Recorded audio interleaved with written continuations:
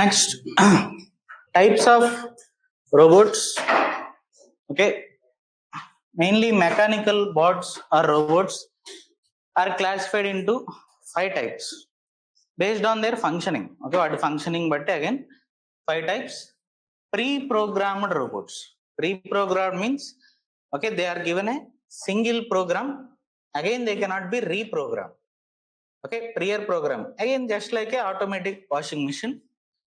So pre-programmed robots operate in a controlled environment where they execute programmed instructions faster and more efficiently than what a normal human being will do.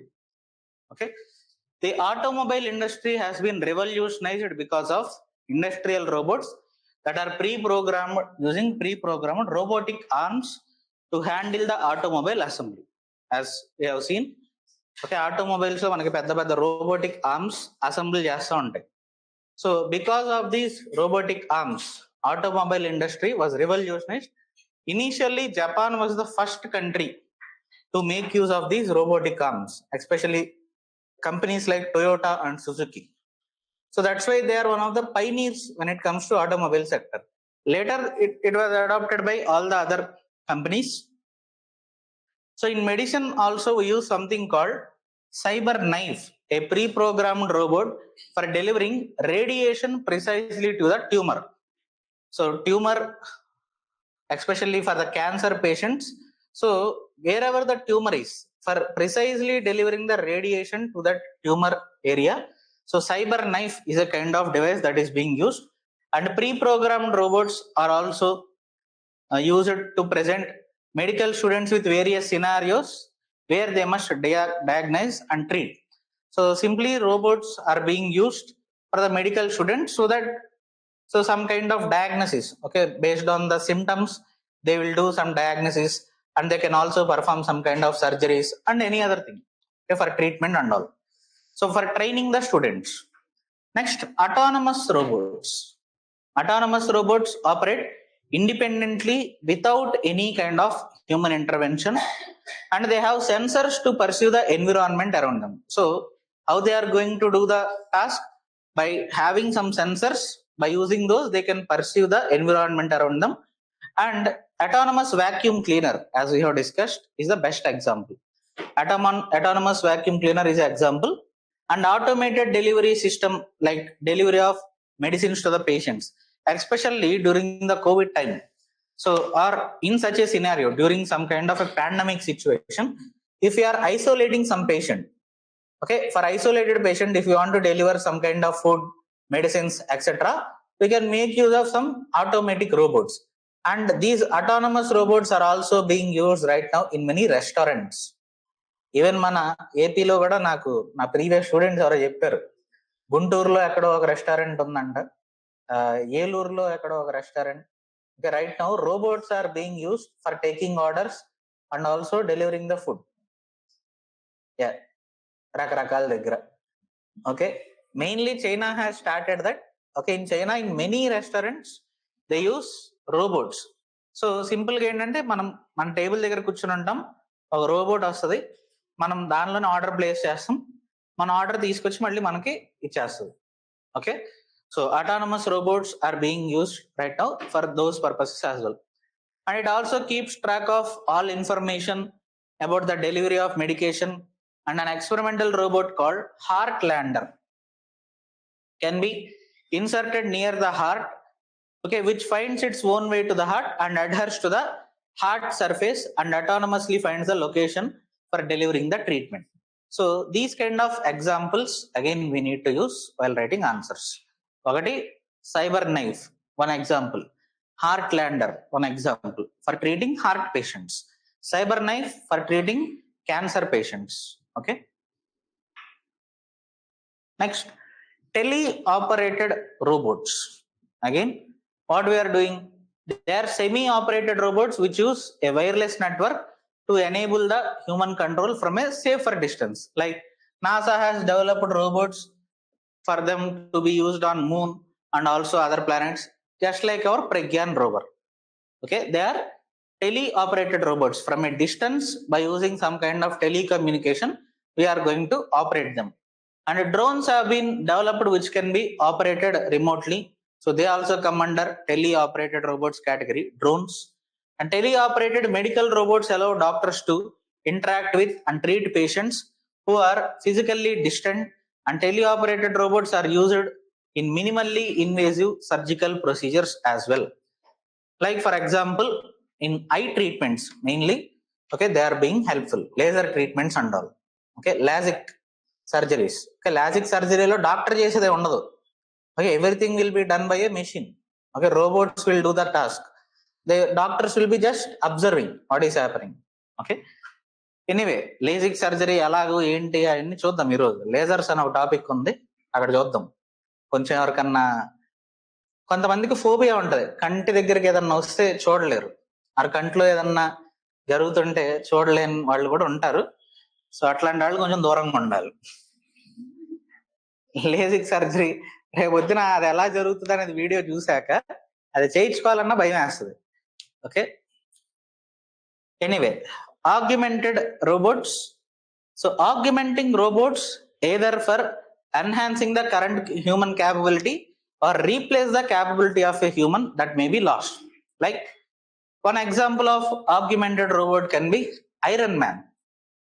Iron Man తెలుసు కదా, Marvel movie. Okay, Tony Stark, Robert Downey Junior. Okay, Avengers. So Iron Man is like augmentation, అంటే ఒక human క్యాపబిలిటీని enhance చేయడం. Okay, similarly another kind of augmented robots can be, let us say if you have lost a arm or a leg or any other thing, okay, we can make use of robotic arms for the functioning. Okay, they come under the category of augmented robot. Either enhance the current human capabilities or replace the capabilities of a human that are lost. So the most common example of an augmenting medical device would be prosthetic limbs. ఏదైతే robotic arms, robotic legs అవన్నట్టు. The same principle is being used to build exoskeletons that can enhance a person's existing capabilities. So just like, okay, Iron Man. Next, humanoid robots. Humanoid robots ante, so these are the robots which will act just like humans. Okay, you might have heard about Sophia. Okay, so conversation చేస్తూ ఉంటారు, interviews చేస్తూ ఉంటారు, and it is actually given the citizenship of Saudi Arabia. Okay, first humanoid robot, okay, to get citizenship of a country. Anyway, humanoid robots are the robots that look like or mimic the human behavior, and these robots usually perform human-like activities like running, jumping, carrying objects, and sometimes designed to look like us as well, even having human faces and expressions. And humanoid robot market will reach up to $5.5 billion by 2024 according to Global Market Insights report. Okay, so దాని యొక్క market అనేది it is increasing on a day to day basis. So some of the examples of humanoid robots: Aida, Sophia and robotic Avatar.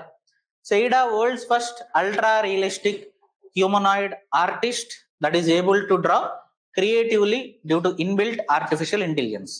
అట్లాగైతే మనకి robo సినిమాలో okay Aishwarya Roy బొమ్మ గీస్తాడు కదా, so just like that this AIDA can also draw the pictures. Okay, humanoid artist able to draw creatively designed, okay, with a inbuilt artificial intelligence. And AIDA is named after the Ada Lovelace, the English mathematician and writer, often called as world's first computer coder. ఆయన పేరు పైన పేరు పెట్టడం జరిగింది AIDA. Sophia developed by Hong Kong based Hanson Robotics. So దీనిపైన మనకి various exams లో questions రావడం జరిగింది ఆల్రెడీ. ఈవెన్ ఈ కంపెనీ పేరు పైన కూడా క్వశ్చన్ వచ్చింది. Okay, and in 2017 it was given the citizenship of Saudi Arabia, becoming the first robot to be given legal personhood anywhere in the world. And later robotic avatar, okay, introduced by Toyota in 2017, it mimics the movement of human operator. అంటే ఒక human operator మనం ఇలా move చేస్తే ఆ robot అలా move అవుతుంది.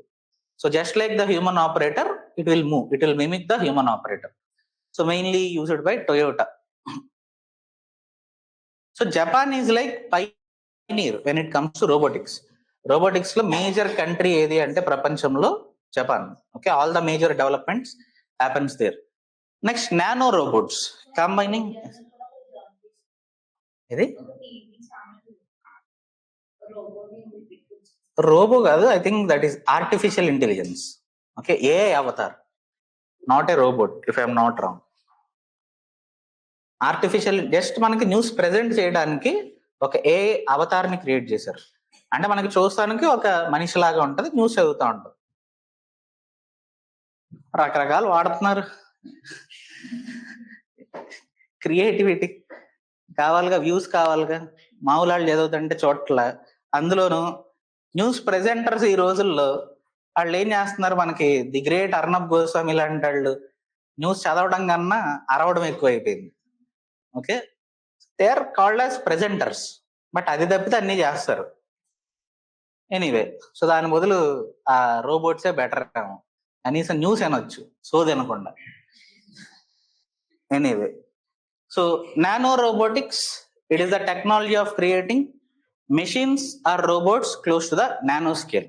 So simply developing nano robots, okay, at the nano scale, ante almost nano scale lo robots tayar cheyadam. Again, they will have multiple use cases. Some of the examples already we have discussed: clearing the arteries, okay, monitoring our health system, nano sensors, okay, all these aspects.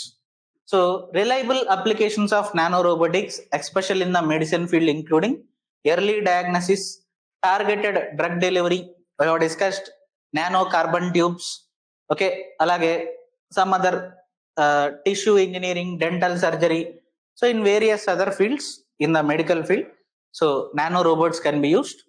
And recently a group of scientists have found a way to tackle issues pertaining to root canal, okay, root canal treatment by using nano sized robots. మనకి dental surgeries ఏదైతే ఉంటాయో root canal treatments, so వాటిని nano robots use చేసి so recent గా ఒక kind of treatment అనేది develop చేయడం జరిగింది.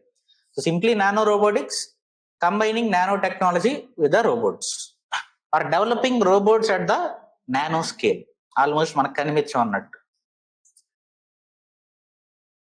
Next, other important robots that are there all around the world. Again questions may not be directly asked on this unless they are in the news, but we can make use of them while writing answers as examples. Okay, answers lo examples ga upayoginchukochu. So Spot, developed by researchers from Boston Dynamics, from MIT, they have planned to use it for patients with COVID-19 symptoms. So COVID-19 ఉన్న వాళ్ళకి, so it can walk on 4 legs similar to a dog and can climb stairs and can transfers to terrain with ease of use. So basic గా Covid టైంలో isolated patients ఎవరైతే ఉంటారో వాళ్ళకి medicines కానీ food కానీ supply చేయడానికి తయారు చేసింది అన్నట్టు. Next, Unimate #001 also it was programmed article transfer device, okay, based on made by Joseph Engelberger, who is also called as father of robotics. So later adopted by General Motors, a car company. Okay, మనకు అమెరికాలో one of the prominent car manufacturer General Motors. So it was used for die casting and spot welding process. Die casting అంటే ఏంటి? Painting, okay, cars కి painting, so వాటిని తయారు చేయడానికి. అలాగే spot welding, so mainly in the automobile sector it is being used. Next, Stanford arm, the first computer controlled electrically powered robotic arm designed by Victor Steinman. It is a lightweight, multi-programmable and versatile device and has been widely adopted in the industry, especially automobile sector in the assembly lines. So ఏదైతే robotic arms ఉంటాయో a similar kind of thing. Stanford arm mainly used in automobile industries in the assembly lines. Next, our Indian examples: DRDO Daksh. So DRDO Daksh primarily designed to detect and recover the IEDs. So ఏదైతే మనకి explosive devices ఉంటాయో we call them IEDs. So వాటిని detect చేయడానికి అలాగే recover చేయడానికి. నార్మల్గా ఇంతకు ముందు ఏం చేసేవాళ్ళు, బాంబ్ స్క్వాడ్స్ వెళ్ళేవాళ్ళు. అలా కాకుండా ఒక రోబోట్ని పంపిస్తే కొంతవరకు సెక్యూరిటీ అనేది బెటర్ గా ఉంటుంది. Okay, human life will not be in danger. So DRDO Daksh is being used. And Mitra robot, first indigenously developed humanoid robot, India lo develop చేసిన first humanoid robot. It is a humanoid robot designed and developed by an Indian startup called Invento. దీనిపైన కూడా question అడిగారు in some exam. Okay, company ఏంటి అని. Company ఏంటి ఇలాంటి questions UPSC సిఎస్సిలో ఎప్పటికీ రావు, but in other exams they are regularly asked. Okay, అది ఎవరు ఆల్రెడీ చెప్పాను కదా, సోఫియా కూడా ఏ కంపెనీ డెవలప్ చేసింది ఆల్రెడీ అడగడం జరిగింది. And on this Mitra robot also question was asked. Okay, it was developed by a startup called Invento. It can interact using facial and speech recognition, and it can use contextual help and autonomous navigation as well. So nadavagaladu, facial expressions detect cheyagaladu anni, and it recognizes speech in multiple languages and is capable of seamless autonomous movement and obstacle detection as well. Okay, next Myra. So ఇంతకు ముందు కూడా చెప్పాను, ఇండియాలో develop చేసే వాటి అన్నిటికీ India పేర్లు ఉంటాయి. Okay, so it is a multi-sensing intelligent robotic assistant manufactured by Vistan Next Gen. So these interactive robots are pre-programmed to see, feel, hear its surroundings so that they can rapidly adapt to whatever the environment they are placed in. Some of the Indian examples. So మనం answers రాసేటప్పుడు Indian examples ఇస్తే ఇంకా మనకి బెటర్గా ఉంటుంది. Okay, so remember some of these, అన్ని గుర్తుంచుకోవసరం లేదు. If they are in the news then you need to know in detail. Otherwise some examples for writing the answers. Again not only robots పైన క్వశ్చనే కాదు, వేరే టాపిక్స్ లో కూడా we can make use of them for writing answers. So internal సెక్యూరిటీలో you can write DRDO Daksh. Okay, so I have already told you. Okay, you should make use of all this content in multiple subjects. So next, Nano, India's first 3D printed humanoid robot. So one more thing, most of the times in science and technology, questions will be asked on the first time developed things. Okay, first ever 3D printed engine for a rocket was developed by Agnikul Cosmos Agniban rocket, which we have already discussed. So first time ఏదైనా event జరిగితే okay వాటిపైన questions రావడానికి high chances ఉంటాయి. So first ever 3D printed humanoid robot Nano has an inbuilt vision and sound processing capability. Again, not too important. Next, Robocop, mainly used in Hyderabad. Okay, deployed in Hyderabad. Police robot to assist handling the law and order, traffic management, etc. Robocop. Next, Kempa, used in Kempegowda International Airport in Bangalore. Okay, so again to assist some of the things there, especially it will take some questions from the passengers so that వాళ్ళు ఎక్కడికి వెళ్ళాలి, ఎట్ side వెళ్ళాలి, what is the process for all those things. Next, Indro, it is reportedly the tallest humanoid robot developed in India, an autonomous robot that was made inside a house using some of the low cost materials available.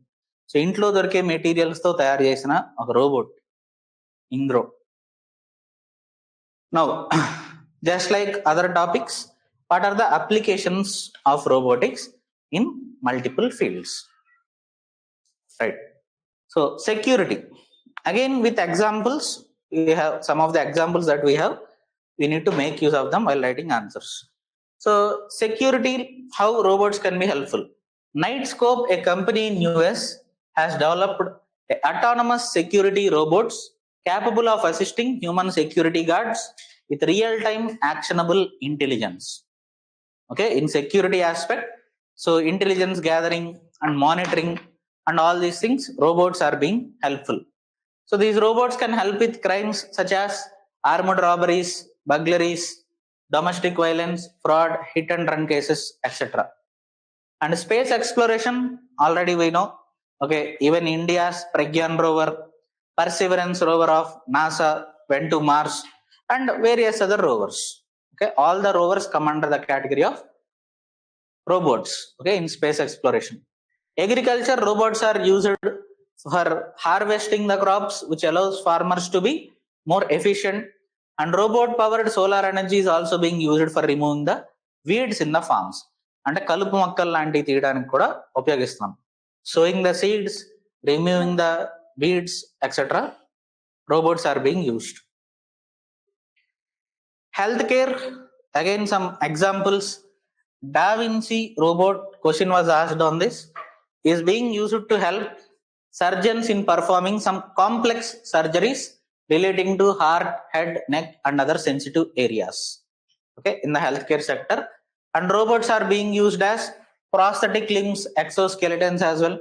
Okay, చెప్పుకున్నాం కదా prosthetic limbs, okay, to replace some of the capabilities that were gone. And novel antibiotics through robots has been made possible by the researchers who used robotics to engineer common gut bacterium to produce new class of antibiotics known as breakthrough antibiotics. So by using robotics, some of the bacteria that are found in our human gut, so దాన్ని base చేసుకుని కొత్త class of antibiotics అనేది తయారు చేయడం జరిగింది.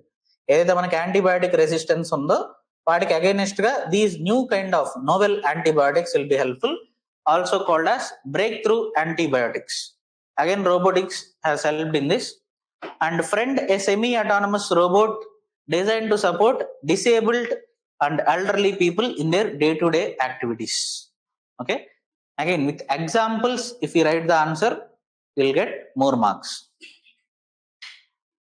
Next, underwater exploration.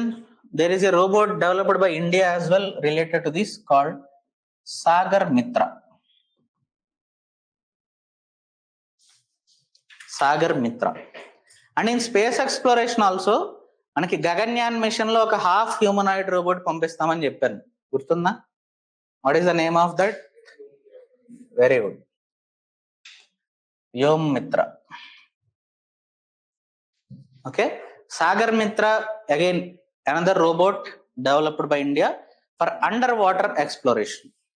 Okay, in depths of the ocean there is a lot of water pressure, because of which remotely controlled robots are used for collecting data, images about aquatic plants, animals, minerals, etc.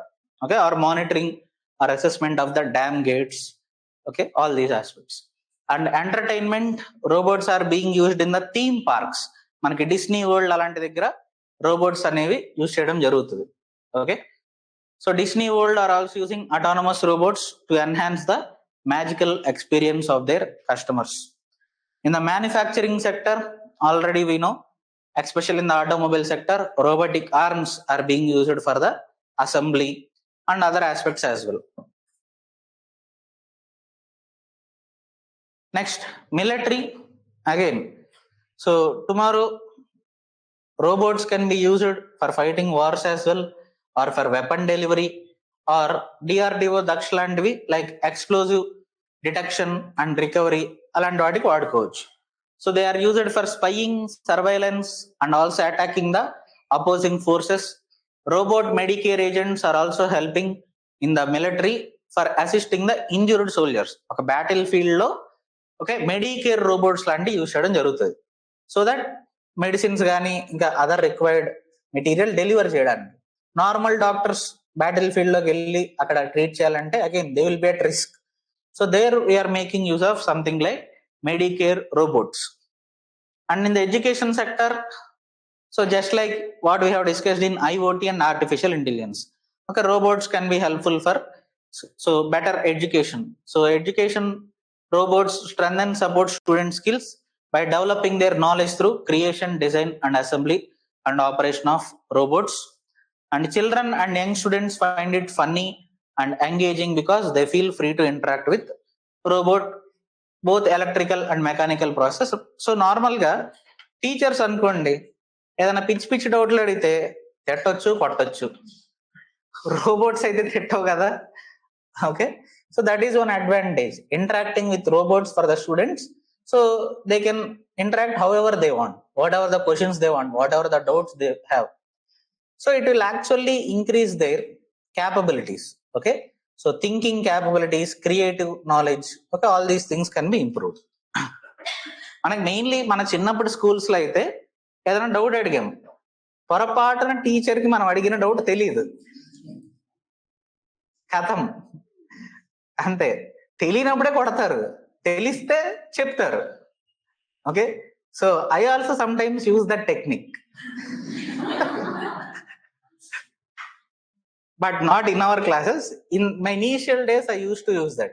So whenever a students ask a question, if I don't know about the topic, I will tell them it is not necessary. ఇప్పుడు చెప్పట్లా, ఇప్పుడు అలా చెప్పట్లా. So now కొంచెం నా knowledge కూడా పెరిగి ఉంటుంది కాబట్టి, so if I know I will tell, otherwise చూసి మళ్ళీ నెక్స్ట్ డే చెప్తానని చెప్తాను.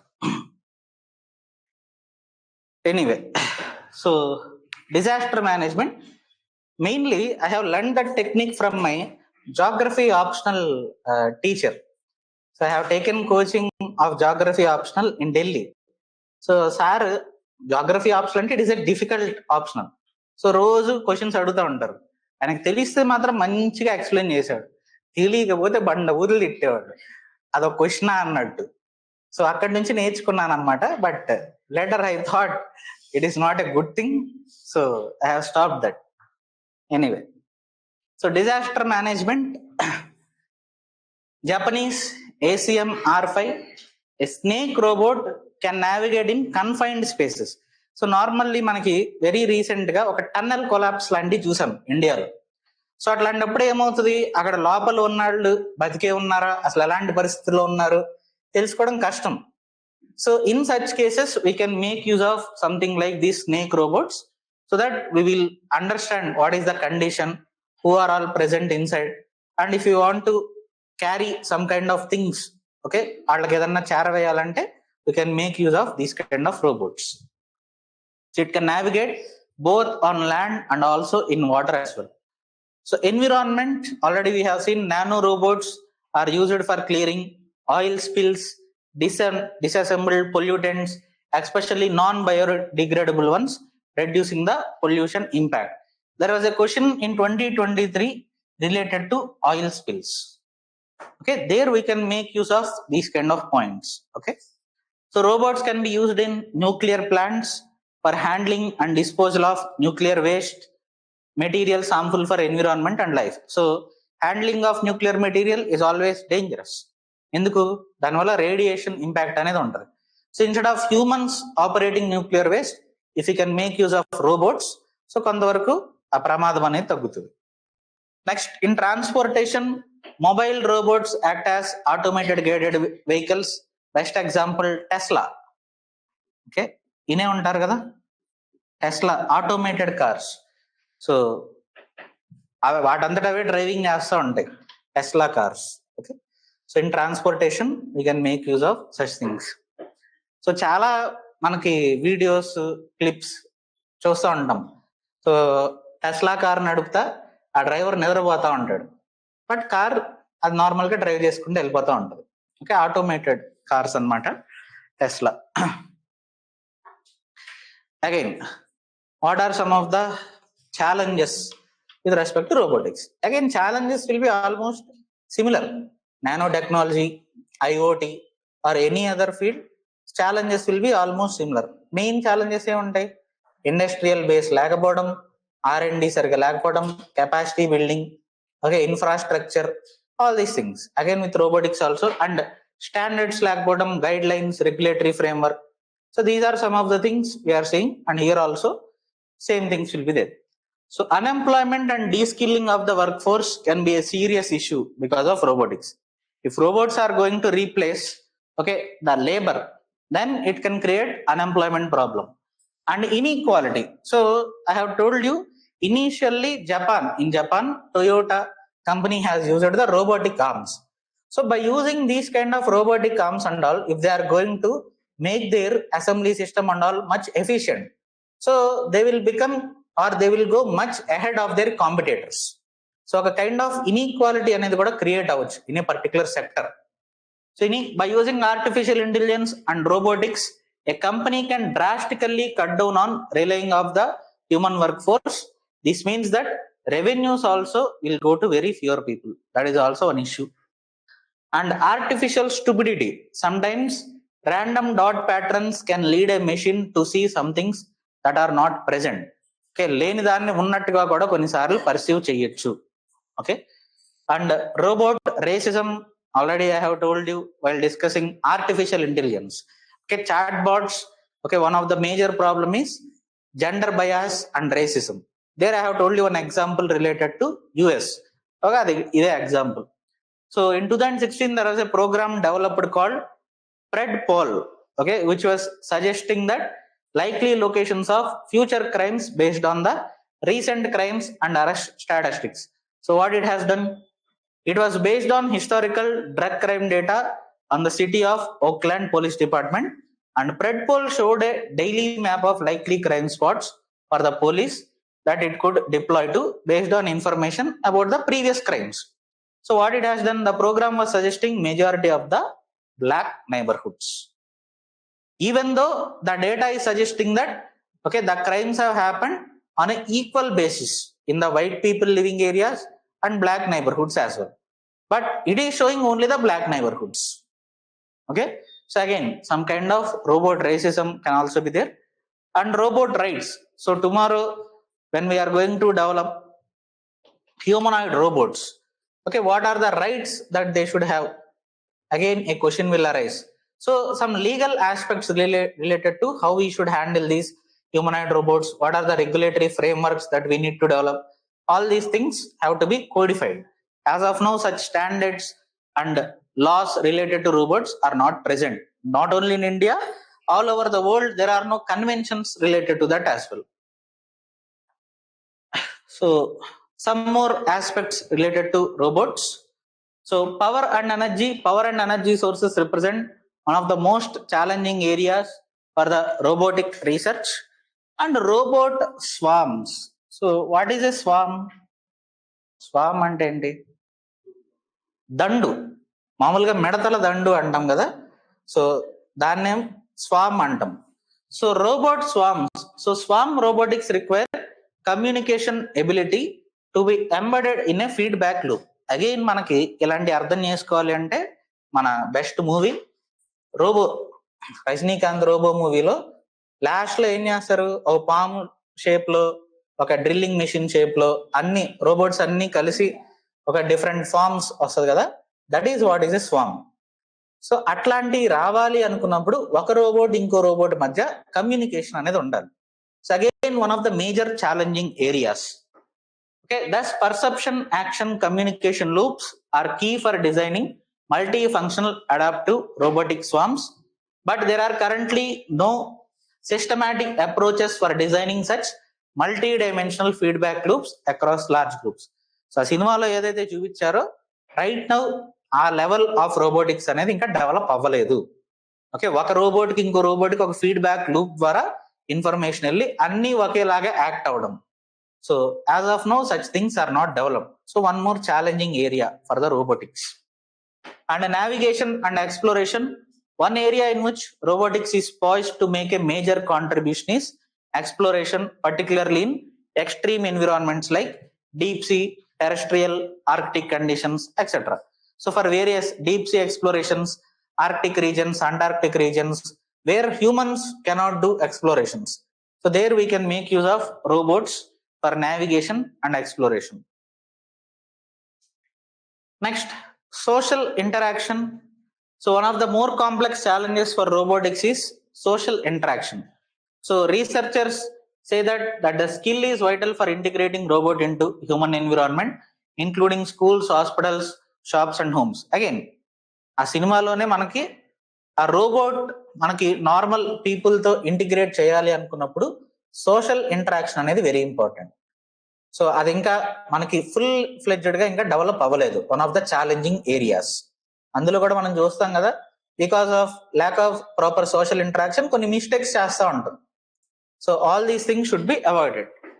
And medical robotics, researchers hope that AI-enabled robots will be able to work alongside the doctors and surgeons, but also the robotic technology could be used for dynamic implants in the place of donated organs. So రేపొద్దున organ donation బదులు మనకి some dynamic implants can be made by using robots. So for both these tasks, materials are of utmost importance. In addition to the development of soft robots, which will create safer working environment for both medical staff and robots. Challenge also including biocompatibility. Again, ఒకవేళ మీరు Iron Man movie చూసుంటే Iron Man మూవీలో arc reactor అనేది ఒకటి use చేస్తాడు. అందులో first ఒక material something like palladium or something he will use. Okay, అది పాయిజనింగ్ చేస్తూ ఉంటది, but later he will develop a new element and he will use it. So biocompatibility of these robotics for humans, అది కూడా ఇంకా మనకి ఒక challenging area. So రేపొద్దున organic robots అట్లాంటివి మన బ్లడ్ స్ట్రీమ్ లోకి పంపించాలనుకుంటున్నాం, బట్ దానికి ఏం మెటీరియల్ యూజ్ చేయాలి? Will it be compatible with our humans? Robotic arms అవి ఎటువంటి పాయిజనింగ్ చేయకుండా హ్యూమన్స్ కంపాటబిలిటీ ఉంటుందా? ఇవన్నీ ఇంకా టెస్టింగ్ చేయాల్సి ఉంది. One of the challenging areas. Next, security challenges. If a hacker get control of an industrial robot, the intruder could cause defects in the parts of production, and this would compromise the final use of whatever we are producing, causing significant loss for the companies. So always the problem of security, hacking will be there. Even it is artificial intelligence, IoT, robotics, anywhere. Wherever programming is involved, there will be problem of hacking. And self aware robots. So రేపొద్దున మనకి నిజంగా చిట్టి the robot లాంటివి కనుక వస్తే దానివల్ల humans కి ఎట్లాంటి ప్రమాదాలు పొంచుకొస్తాయో మనకు తెలియదు. And Elon Musk believe that మనకి రోబోటిక్స్ అనేది it is going to be nightmare for the humans in the future. Artificial intelligence and robotics రెండు గనక కలిస్తే he believes that it will be detrimental for the human society. Okay, next robotics and ఇండియాలో మనకి robotics కి సంబంధించి ఎలా development జరుగుతుంది.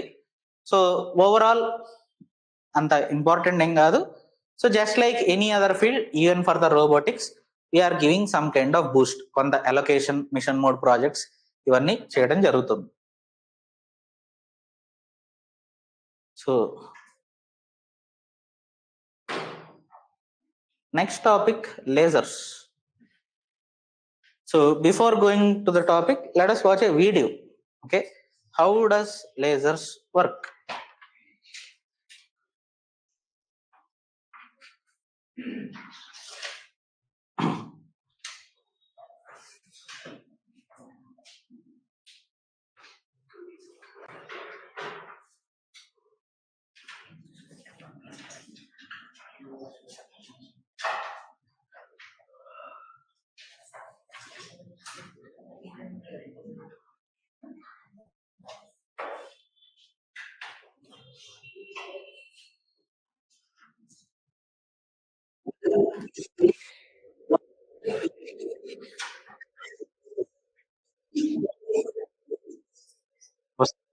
Benefits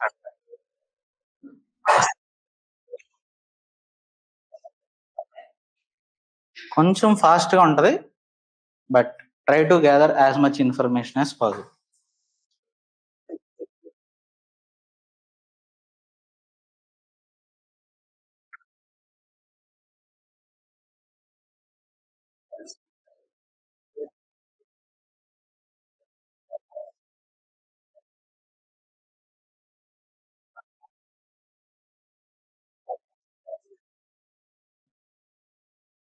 speed తగ్గిద్దాం, కంగారుగా ఉన్నాడు పిల్లాడు.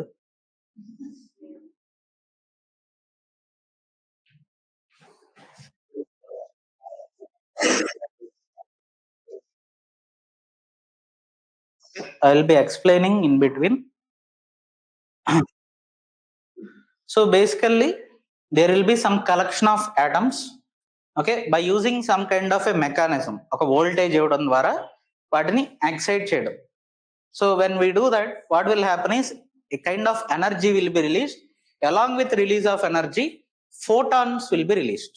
అంటే ఒక లైట్ ఎనర్జీ అనేది రిలీజ్ అవుతుంది, ఫోటాన్స్.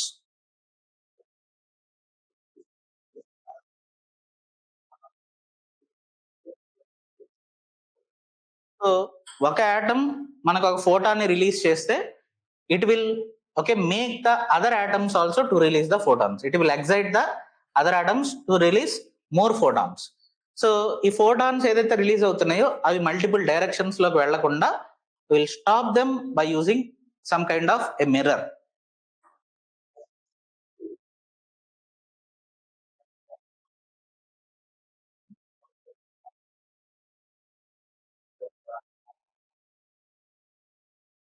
సో ఏం చేస్తాం, అటు సైడ్ ఇటు సైడ్ ఒక మిర్రర్ పెట్టి ఆ వచ్చే photon emitting light particles so back and forth ఆ జస్ట్ ఆ మిర్రర్స్ మధ్యలోనే ఉండేలాగా ఫస్ట్ ఆపుతున్నాం. Later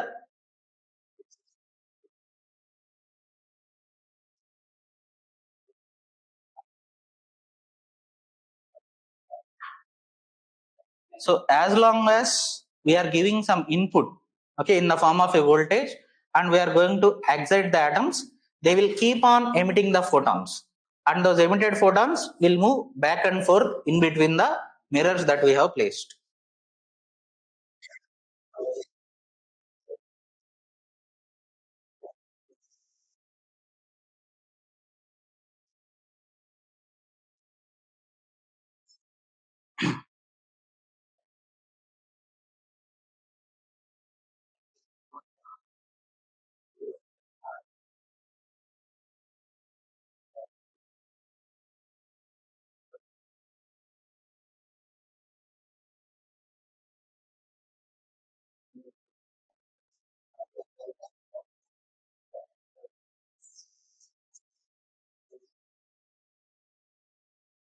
So simply, when more and more atoms are going to release these photons, so generally they tend to be in equal direction, okay, equal phase, so they will be in sync with each other. అన్నీ కూడా మనకి ఒకే direction లో, ఒకే phase లో, ఒకే ఫ్రీక్వెన్సీలో move అవుతా ఉంటాయి.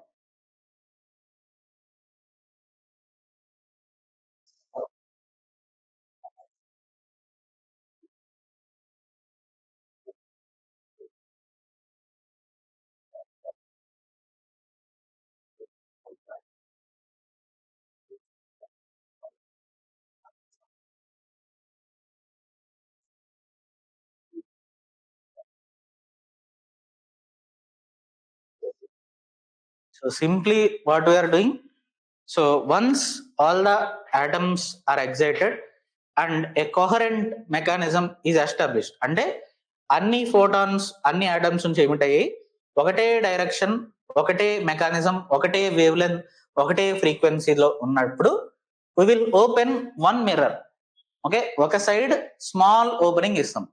ఆ small opening నుంచి మనకి ఒకటే ఫ్రీక్వెన్సీలో లైట్ వచ్చినప్పుడు that is what is a laser beam. Normal గా మనం ఒక టార్చ్ వేసాం అనుకోండి, టార్చ్ నుంచి మనకు లైట్ ఎలా వస్తుంది, ఒక కోనికల్ షేప్ లో వస్తుంది. అండ్ అక్కడ మనకు వచ్చేది ఏంటిది, white light. White light will have all kinds of colours, okay, all the VIBGYOR will make a white light, so it will have multiple wavelengths, multiple frequencies. So because of multiple wavelengths, light will be traveling in multiple directions, so that's why we will get light in the form of a cone. Whereas in a laser, what is happening, all the light will be of a single wavelength and single polarization and of a single color, so it will come in the form of a straight line, okay.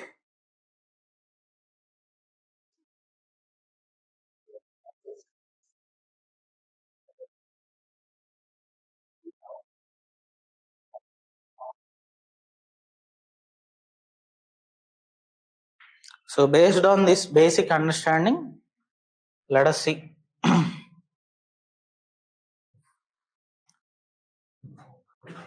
So first of all, what are lasers?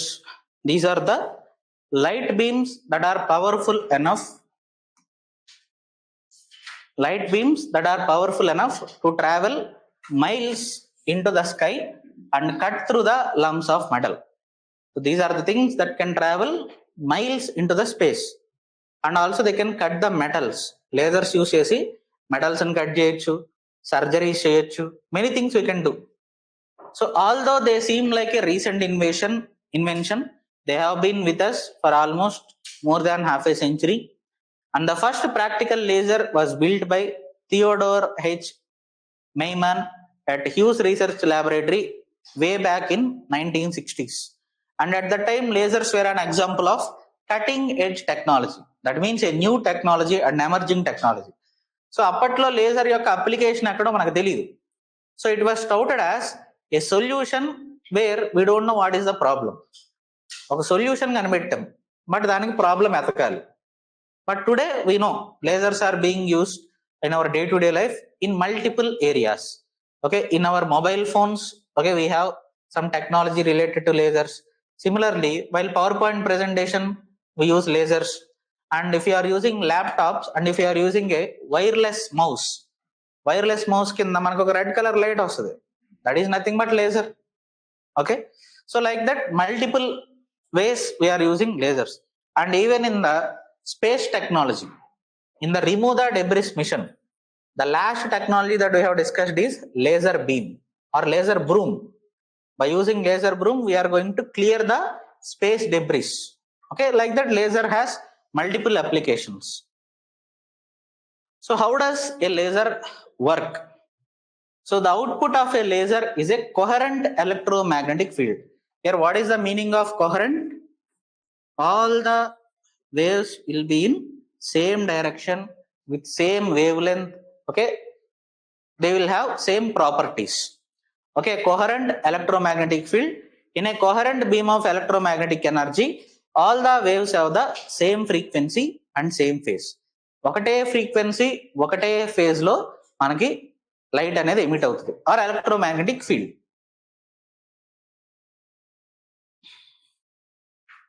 Coherence అనే పదం మనకి very important in lasers.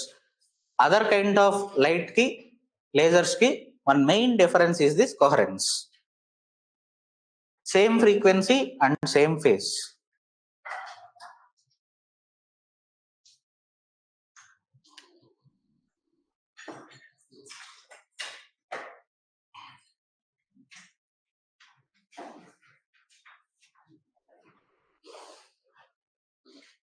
All right.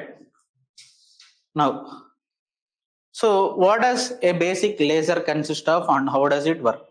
A basic laser consists of a chamber known as a cavity. Okay, ఒక cavity లాంటిది ఉంటుంది. So which is designed to reflect the infrared, visible or ultraviolet waves so that they reinforce each other.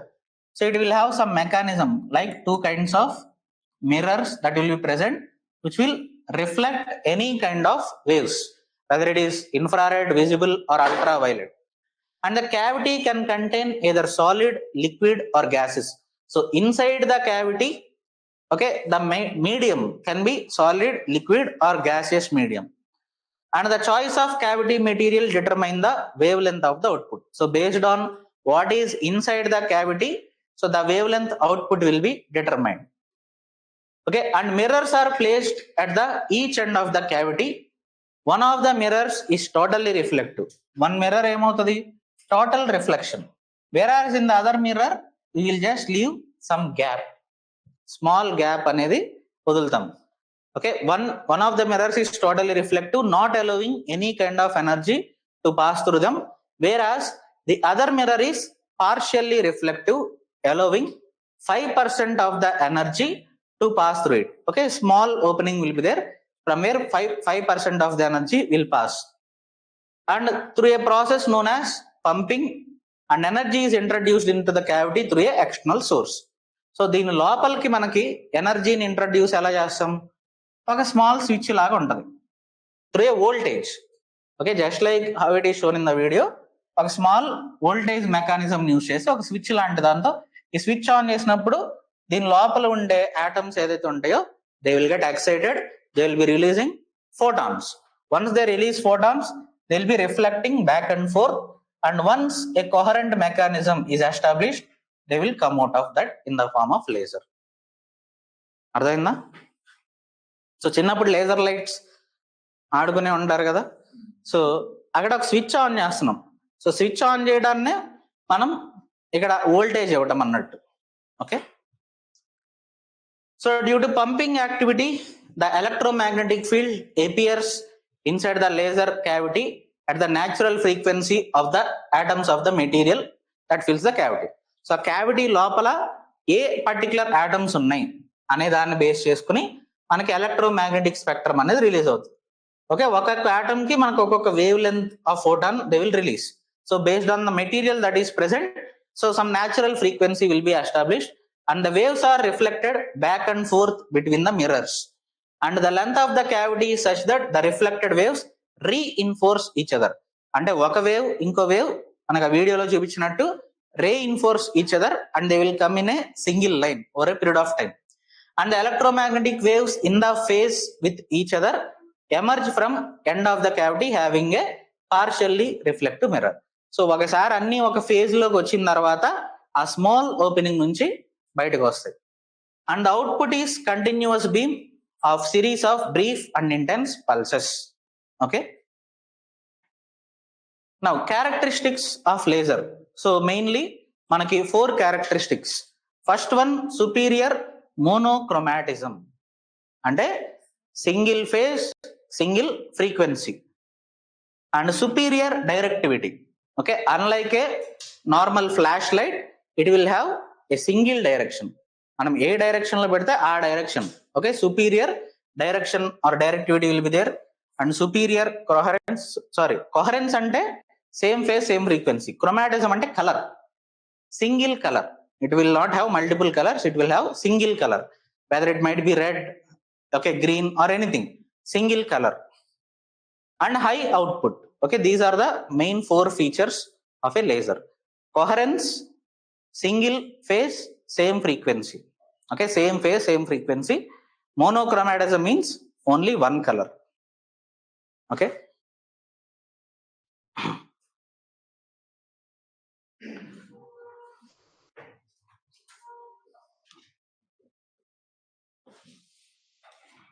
right. Next, so using the characteristics of these lasers, they are applied or they have applications in multiple fields such as optical communication, defense, etc. So uses of laser, when lasers were first invented, they were called as a solution looking for a problem. But since then, they have become ubiquitous, finding utility in various applications in the modern society, ranging from consumer electronics to military. Okay, even in the military, we have discussed. So defense technology లో missiles సంబంధించి lasers ఎక్కడ వాడదామని చెప్పుకున్నాం, గుర్తుందా? Targeting system.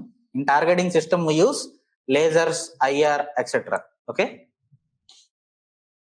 similarly for various tools like cutting tools that employ CO2 lasers are widely used in industries.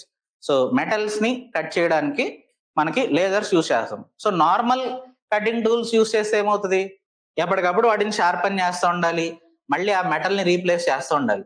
Lasers ఆ పని లేదు, always they will B sharp and no need of changing the material as well. Okay, so CO2 lasers are widely used in industries. They are precise, easy to automate and don't need sharpening unlike the knives. And we use robot guided lasers to cut pieces of cloth to make our denim jeans. Okay, jeans ni తయారు చేయడానికి కూడా ఉపయోగిస్తాం. And the same precision is utmost importance in the field of medicine, where doctors are using laser for targeted delivery of radiation. Okay, especially for the cancer patients.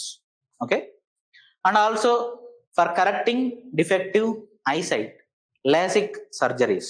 Okay, let's watch a video related to that.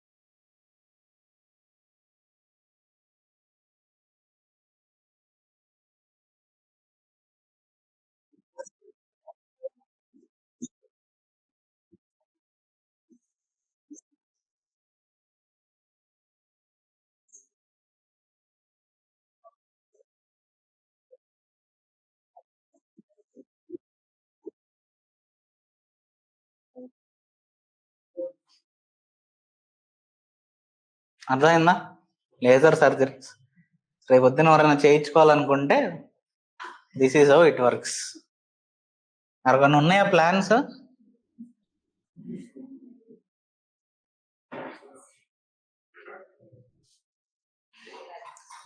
నన్ను కూడా అడగచ్చు, sir మీకు ఏమైనా ఉన్నాయా plan అని. Actually I don't have any eye sight as such. So ఈ specs సైట్కే, but it's not actually because of sight. So కొంచెం కాంప్లికేటెడ్గా ఉంది కదా. It is because of angular deviation. ఏమైందంటే క్రికెట్ బాల్ వచ్చి కంటికి తగిలింది. సో దానివల్ల యాంగులర్ డీవియేషన్ వచ్చింది. అంటే నార్మల్ ఆబ్జెక్ట్ కొంచెం నాకు డీవియేటెడ్గా కనిపిస్తుంది అన్నట్టు. ఆ యాంగులర్ డీవియేషన్ క్లియర్ చేయడానికి స్పెట్స్, అందుకని not normal eyesight. So before that I never had any eyesight. So ఇప్పుడు కూడా జనరల్లీ మీరు అబ్జర్వ్ చేసి ఉంటారు, అప్పుడప్పుడు స్పెట్స్ తీసి పక్కన పెట్టేస్తూ ఉంటాను. నేను నాకు అన్ని నార్మల్గానే కనిపిస్తాయి. ఓన్లీ థింగ్ ఏంటంటే ఐకి స్ట్రెయిన్ ఎక్కువ అవ్వకూడదు. So that's why I use specs. So in future దీన్ని ఏమంటామంటే ప్రోగ్రెసివ్ ఐ డిసార్డర్ అంటాం. In future I might get glaucoma. Glaucoma అంటే ఏంటి? Permanent blindness.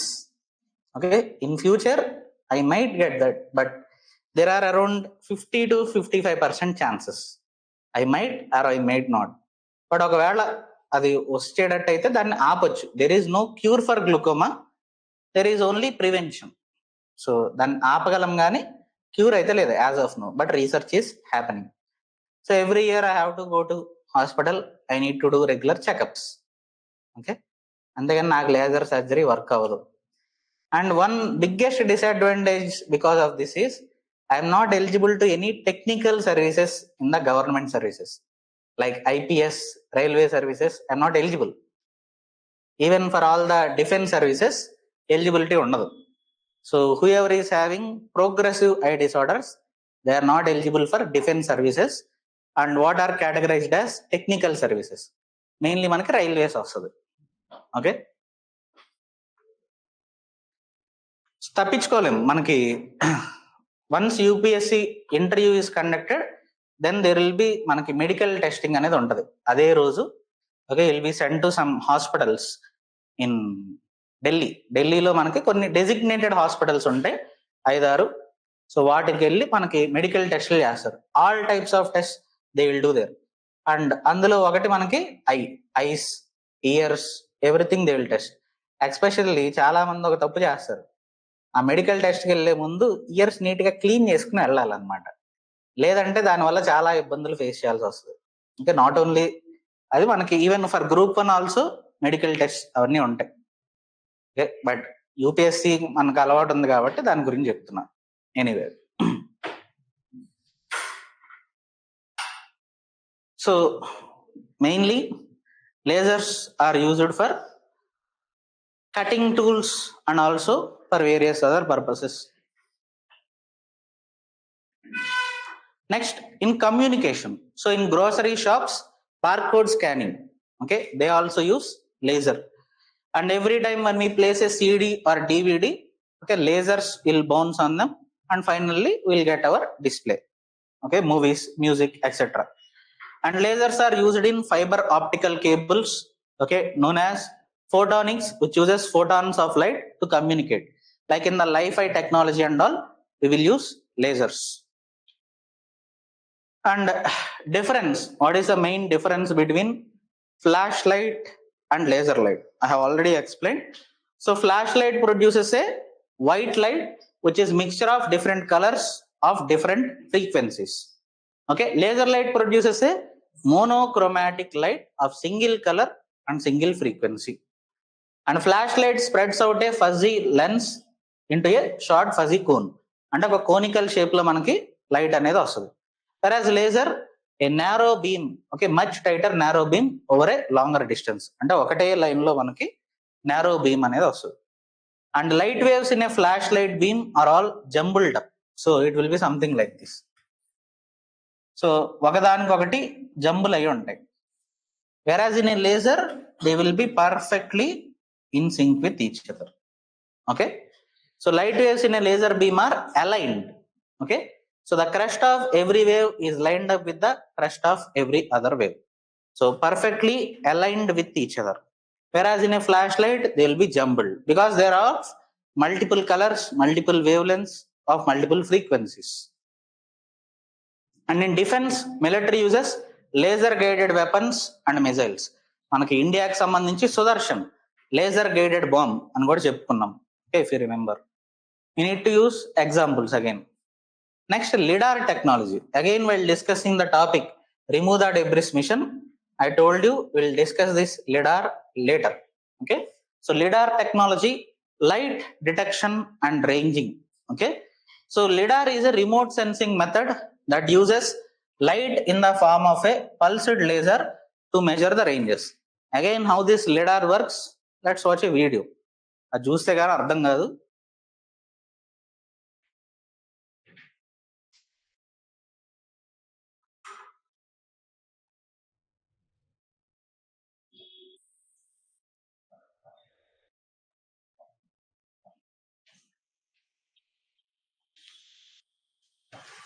లయ్యర్ అని వచ్చింది.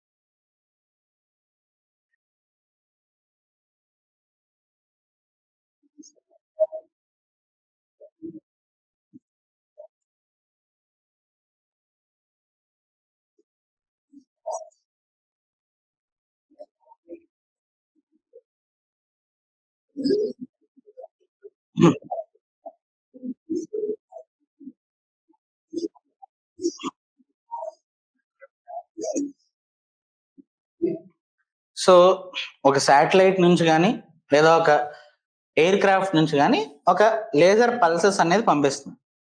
ఆ పల్స్ గ్రౌండ్ ని టచ్ అయ్యి మళ్ళీ తిరిగి వస్తుంది. సో ఎంత డిస్టెన్స్ ట్రావెల్ చేసింది అనే దాన్ని బట్టి మనకు ఆ టోపోగ్రఫీ అనేది మనకి ఐడెంటిఫై చేయొచ్చు. ఓకే, ఒక 3D animation of the topography can be made by using this lidar technology.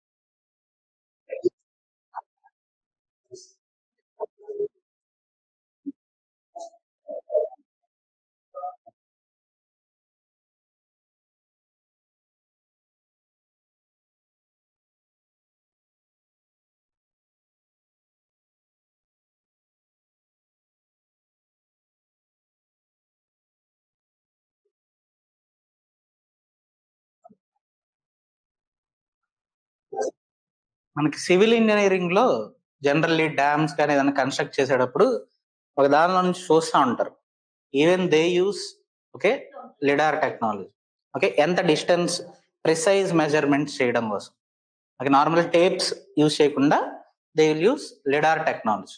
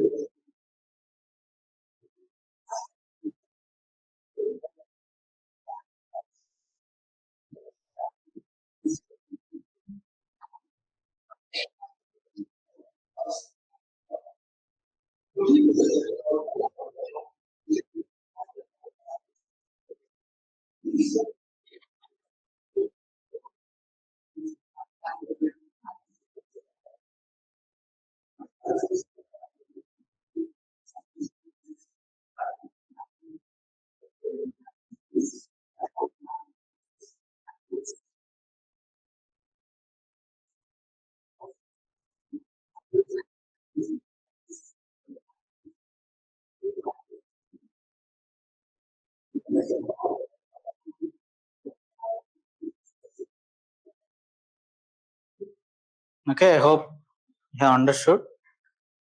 So basically, from an airplane or a drone or anything, we will use laser pulses to get 3D animation of the surfaces. Or నార్మల్గా ఒక building యొక్క 3D animation కావాలంటే మొత్తం ఆ building మొత్తానికి ఆ laser pulses తో we can map it. So any 3D mapping or any kind of mapping will use lidar technology.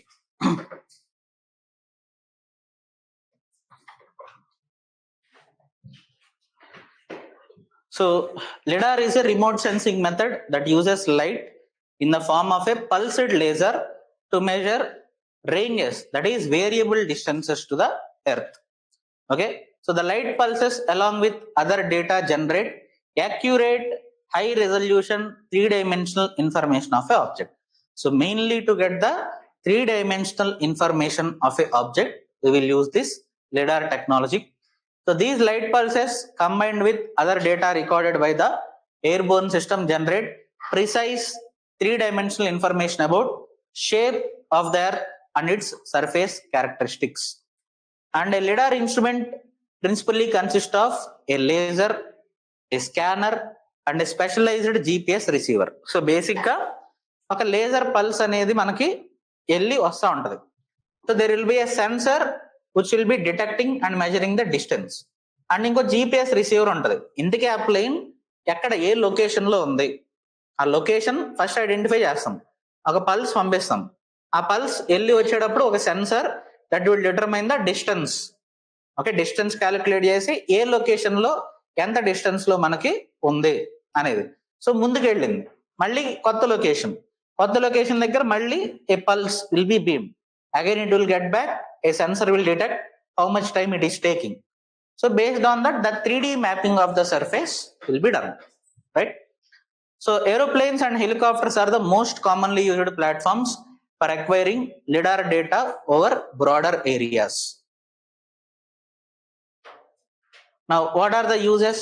Mainly, wherever we want 3D mapping, we are going to use lasers, okay, lidar technology. So this technology is used to map the land and is used for measuring the sea floor and riverbed elevations as well. In that video, they have shown for sea floor or riverbed, they will use some kind of a green light. Okay, so normal surface red laser will be used. So aeroplanes and helicopters, most commonly used platforms. It allows scientists and mapping professionals to examine both natural and man-made environments with accuracy, precision, and flexibility. So scientists are also using Lidar to provide more accurate shoreline maps and make digital elevation models for the geographic information system. We have discussed geospatial technology. There we have discussed something related to 3D models, which can be used in the GIS, geographic information systems, which can be used in future for planning of the cities, planning of the roadways, planning of the railways, waterways, etc. Okay, so again, they will also assist in emergency response operation and many other applications as well. And government is using Lidar technology to provide food and fodder augmentation in the forest areas. So once we map the forest area, we will know where the water resources are there, where the food resources are there. Based on that information, if there is any lack of food or water facility, government is providing those facilities for the animals in that particular areas. So mapping of forest, main advantage of Lidar technology. So some of the loopholes with respect to Lidar technology, they can't perform well in fog, rain, snow or dusty weather conditions and struggles to detect a glass wall or a door.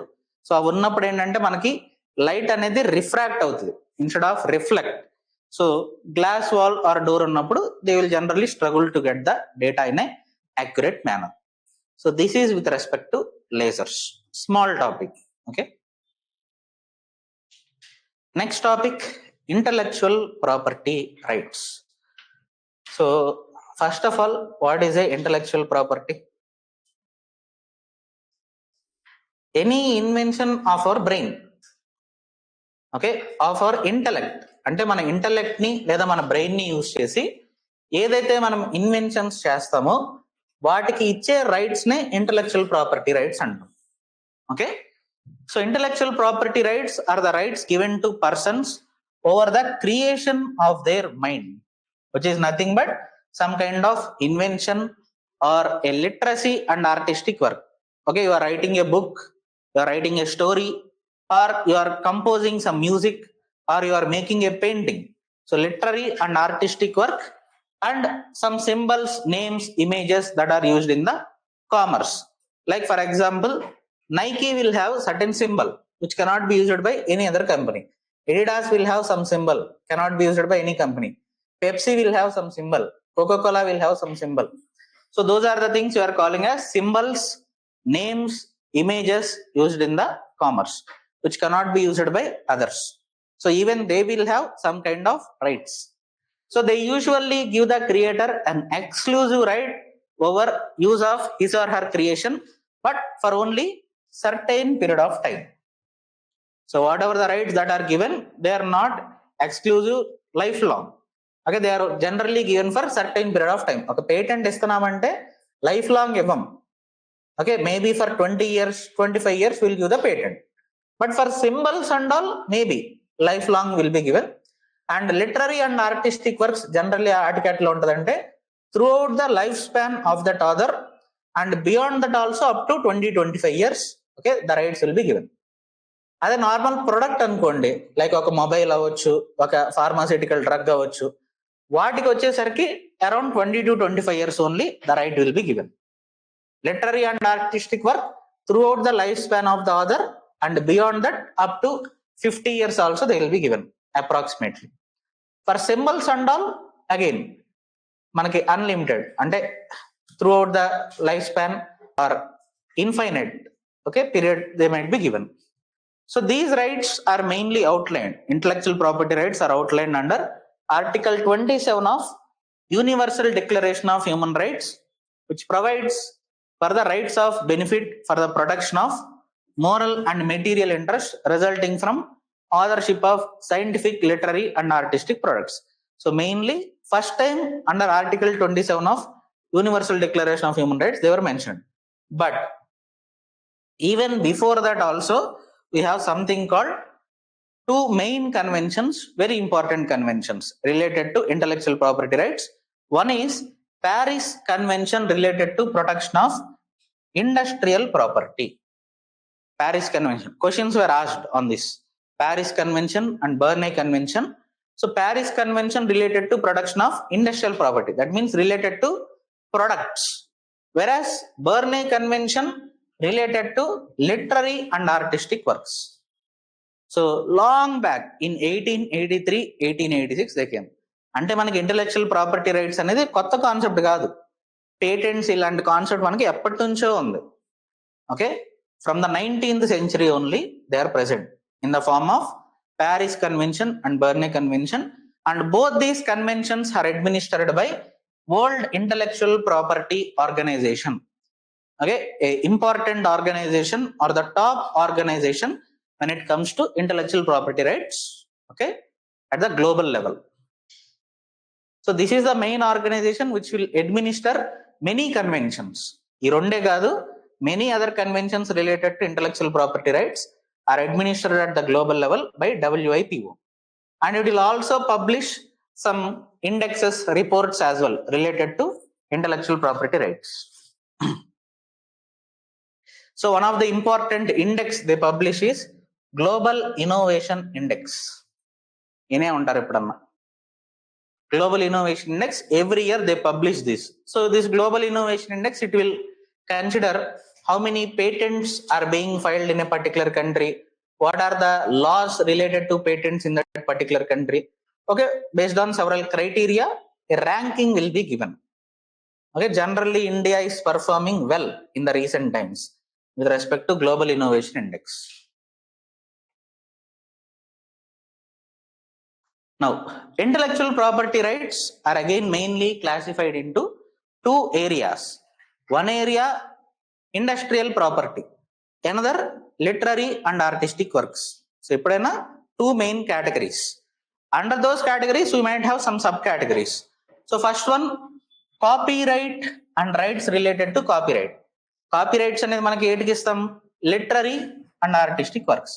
ఒక పుస్తకానికి, ఒక music కి, ఒక art piece, painting, anything like that. So literary and artistic work such as books and other writings, musical compositions, paintings, sculpture, computer programs or films. Computer programs, computer algorithms, వాటికి కూడా మనకి copyrights ఉంటాయి. Okay, ఒక particular app కి ఏదైతే computer programming use చేస్తారో దానికి వాళ్ళు కాపీ రైట్ తీసుకురావచ్చు, so that it will not B cloned by another company. అంటే ఫర్ ఎగ్జాంపుల్, వాట్సాప్ ఒక పర్టికులర్ అల్గారిథం యూజ్ చేసి తయారు చేసాం, దానికి వాళ్ళకి పేటెంట్ ఉంటుంది, సో దట్ ఒక వాట్సాప్ యొక్క క్లోన్ ఇంకో కంపెనీ తయారు చేయకుండా. Okay, so they are protected by copyright for a minimum period of 50 years after the death of the author. Okay, అది ఎవరైతే ఆథర్ ఉంటారో వాళ్ళు చనిపోయిన తర్వాత 50 ఏళ్ల వరకు కూడా వాటికి కాపీరైట్ అనేది ఉంటుంది. Okay, whereas industrial property can be again divided into two areas. One is related to production of distinctive signs, particularly trademarks and geographical indicators. So these are related to symbols, signs, images, names, etc. So trademark mainly వాటన్నిటిని ఏమంటాం? Trade marks అంటాం. రెండో category geographical indication. Geographical indicators అంటే ఏంటి? ఒక particular geographical location నుంచి originate అయిన product కి ఇచ్చే rights geographical indicators. Like Nagpur oranges GI tag. Nagpur oranges అంటే ఓన్లీ నాగ్పూర్ నుంచి ఆరిజినేట్ అయ్యే నాటికి ఆ జిఐ ట్యాగ్ ఇస్తాం. Banganapalli mangoes. Okay, like that multiple examples will be there. Even for some silk, okay, వాటికి కూడా పోచంపల్లి. సో అన్ని తెలుసు మీకు. శారీ అనగానే ఇంక మొదలయ్యారు లేడీస్. బాగుంది, కొనుక్కోండి అన్ని. కంచి పట్టు చీరలు అవన్నీ వద్దు మనకి. Anyway, so trade marks distinguish the goods or service of one undertaking from another undertaking. అంటే ఒక కంపెనీ ప్రొడక్ట్ ఇంకో కంపెనీ ప్రొడక్ట్ ని డిస్టింగ్విష్ చేసేది ఏంటి? వాళ్ళ యొక్క ట్రేడ్ మార్క్స్, వాళ్ళ యొక్క సింబల్ అవ్వచ్చు. ఓకే, వాళ్ళ యొక్క పర్టికులర్, ఇప్పుడు కోకో కోలా ఉంటుంది, ఒక పర్టికులర్ హ్యాండ్ రైటింగ్ లో రాసి ఉంటుంది. ఓకే, ఆర్ ఒక ఇమేజ్ అవ్వచ్చు, anything that is going to distinguish one undertaking from another undertaking. Those things we call them trademarks. Similarly, geographical indicators identify a good originating from a place where certain given characteristic of the good is essentially attributed to its geographical origin. Okay, and most of the times these trademarks are given for an indefinite period of time. Okay, వాటికి ఏం పెద్ద నష్టం ఉండదు కాబట్టి indefinite period of time అది ఇవ్వడం జరుగుతుంది. So the production may last indefinitely provided the sign in question continues to be a little bit distinctive. And industrial design and trade secrets. So this is related to the products. ఒక product అవ్వచ్చు, process అవ్వచ్చు, design అవ్వచ్చు. Like for example, Apple phones have a particular design, okay, which may not be seen in any other phones. ఎందుకు ఆ design కి వాళ్ళు ఒక patent తీసుకొచ్చి ఉండొచ్చు. Okay, so these things are related to design or trade secrets. So other types of industrial property are protected primarily to stimulate innovation, design and creation of technology, and in this category falls the inventions that are protected by patents, industrial designs and trade secrets. So patents అనే category మనకి ఇక్కడ వస్తుంది. ఇక్కడ trade marks, geographical indicators, here will have copyrights. Okay, whereas patents and all these things, trade secrets, designs, వీటికి ఇచ్చే patent ఏదైతే ఉంటుందో they will not B for indefinite period. They will be somewhere around 20 to 25 years patents అనేది ఇవ్వడం జరుగుతుంది. For trade marks they can be given for indefinite period. Similarly copyright, okay, they will be given throughout the lifespan of the other and after his death for a minimum period of 50 years. Okay, మరి 25 years patent ఇచ్చాం ఒక product కి, దాని meaning ఏంటి? 25 years తర్వాత anybody can replicate that. అర్థమవుతుందా? Like for example, ఒక company, ఒక ఫార్మాస్యూటికల్ కంపెనీ ఒక పర్టికులర్ డ్రగ్ తయారు చేసింది. లైక్ ఒక వ్యాక్సిన్ తీసుకుందాం. ఇప్పుడు ఫైజర్ కానీ మోడరైనా కానీ US companies, they have manufactured A vaccine by using some technology. Initially they will get patent for the technology. After 25 years, once the patent is over, that can be replicated by any other company. అది మనకు meaning, patent meaning. Okay, patents are given only for some span of time, mostly 20 to 25 years. Okay, and కొన్నిసార్లు ఏం చేస్తాయంటే ఈ companies, okay, by making small modification they will again reapply for the patent and again they will get patent for 25 more years. So that process we call it evergreening antam. Evergreening of the patents, which is not at all allowed in India.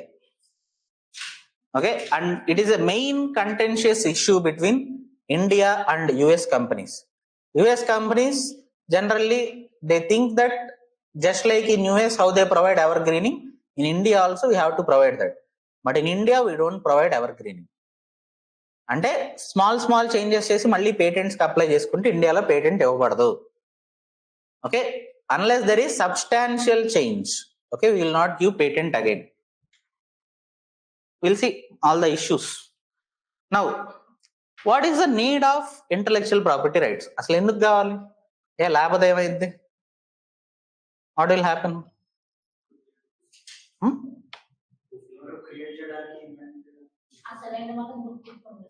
గుర్తింపు ఉండదు. రేపొద్దున కొత్తగా ఎవరేం create చేయరు. Nobody will make any innovations. Okay, వాళ్ళ innovation కి some protection అనేది లేకపోతే tomorrow nobody will make any innovation. So to stimulate innovation, to give some kind of protection, okay, we need IPR. So the progress and well-being of humanity rest in the capacity to create and invent new works, especially in the area of technology and also for culture as well. And it encourages mainly innovation and economic growth as well. So more and more innovations happening with more patents, okay, there will be economic growth as well. By using those patented technologies, we can create more products. So it will create new jobs, more industries will be established and enhances the quality and enjoyment of life and safeguard the rights of the creators, especially related to copyrights. So when we compose something or when we draw a painting, okay, there should be some kind of right. So safeguard the rights of the creator and also it promotes innovation and creativity and ensure ease of doing business. So రేపొద్దున వేరే companies వచ్చి మన ఇండియాలో company పెట్టాలి అనుకుంటే, industry establish చేయాలనుకుంటే, వాళ్ళ యొక్క ప్రొడక్ట్స్ కి మనం రైట్స్ అనేది ఇవ్వకపోతే, ఓకే, జస్ట్ మనం వాటిని కాపీ చేసుకుని వాళ్ళ తయారు చేసుకుంటే రేపొద్దున ఎవడు రాడు ఇంకా మన కంట్రీకి. So is of doing business also, okay, IPRs are very important.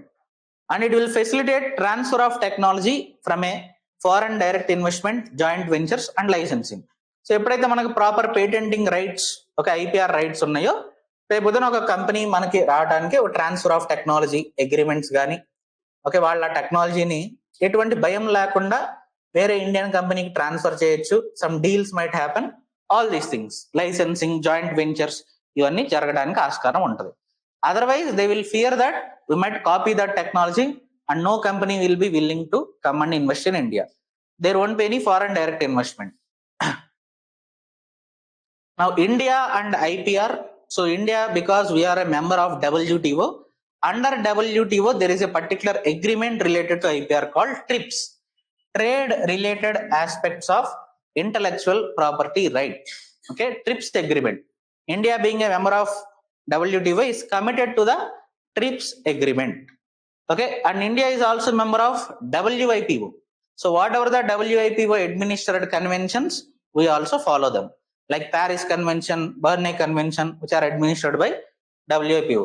So India being a member of WIPO, WIPO administered all the conventions, treaties, we also follow them, right?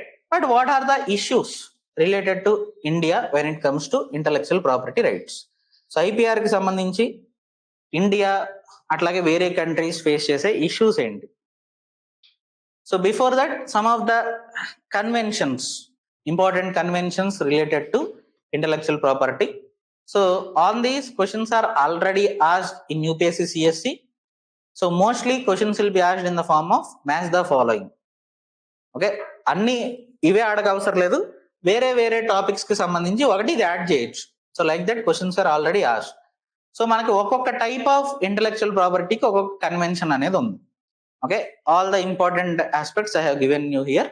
So బట్టి పట్టాలి, పెద్ద నేర్చుకోవడానికి ఏం లేదు ఇక్కడ. So like Budapest treaty on the international recognition of deposit of micro organisms for the purpose of patent procedure. So micro organisms కి సంబంధించి Budapest treaty, Paris Convention already we have seen for industrial property, Berne Convention for literary and artistic works. So similarly, there is a Madrid Protocol related to international registration of trademarks. Trademarks కి సంబంధించి Madrid Protocol అని ఉంది. And Nairobi treaty related to protection of Olympic symbol. మనకి Olympics recent గా జరిగినాయి కాబట్టి ఇట్లాంటి వాటిపైన క్వశ్చన్స్ రావచ్చు. ఓకే, సో ఒలింపిక్ సింబల్ ఏదైతే మనకి ఆ రింగ్స్ ఉంటుందో అది ఎవరు యూజ్ చేయకుండా there is a separate treaty for that, Nairobi treaty. So similarly, so for convention of production of phonograms there is another treaty. And Marrakesh treaty particularly related to visually impaired persons and persons with print disability. వాళ్ళు publish చేసే works ఏదైతే ఉంటాయో వాటిని protect చేయడానికి we have something called Marrakesh treaty. So questions can be asked on them in the match the following type. Okay, next national IPR policy. So మనకేమైందంటే వేరే countries India పైన మరి అబాండాలు ఎక్కువేయడం, okay, దానివల్ల మన is of doing business ranking అనేది తక్కువకి వెళ్ళిపోవడం, వీటన్నిటిని దృష్టిలో పెట్టుకుని in 2016 we have brought a new IPR policy. We have amended the Patent Act of 2005 that was there before. So act ని అమెండ్ చేయడం, కొత్త గైడ్ లైన్స్, కొత్త పాలసీ తీసుకురావడం జరిగింది. Okay, so whatever the concerns that are there for the world, we try to rectify some of those concerns under this new IPR policy. So the National IPR Policy 2016 adopted in May 2016 is a vision document to guide the future development of IPRs in our country. So in the future, how the IPRs have to be filed, okay, what is the procedure, what are the regulations, regulatory framework, everything is clearly mentioned under this policy. So it calls for a creative India and innovative India. Okay, So it encompasses and brings a single platform for all the IPRs, taking into account interrelated linkages. So normally there will be some interrelated linkages between copyrights, similarly geographical indicator and industrial design. Patent ki, copyright ki, GI ki interrelation ఉండొచ్చు. So అన్నిటినీ ఒకటే umbrella కిందకి తీసుకురావడం జరిగింది. Generally మనకు ఒక్కొక్క దానికి ఒక్కొక్క యాక్ట్ ఉంటుంది. For GI tags there is a different act, for copyright there is a different act, for patents there is a different act. So because there are different acts, there will be multiple organizations that will be working on them. So instead of having multiple organizations, okay, it brings a single platform of all the IPRs, taking into account the interlinkages, and thus aim to exploit the synergies between all forms of IP and connected statutes and agencies. So అందరినీ ఒక umbrella కిందకి తీసుకురావడం జరిగింది under the new policy. And it sets in place a institutional mechanism for implementation, monitoring and review, and it aims to incorporate and adopt global best practices for the Indian scenario. అంటే ప్రపంచంలో follow అయ్యే best practices ఏదైతే ఉంటాయో దాన్ని Indian సినారియోలో ఎలా adapt చేసుకోవాలి దానికి సంబంధించి ఒక ఇన్స్టిట్యూషనల్ మెకానిజం అనేది తీసుకురావడం జరిగింది. And department of industrial policy and promotion, DIPP, now renamed as DPIIT.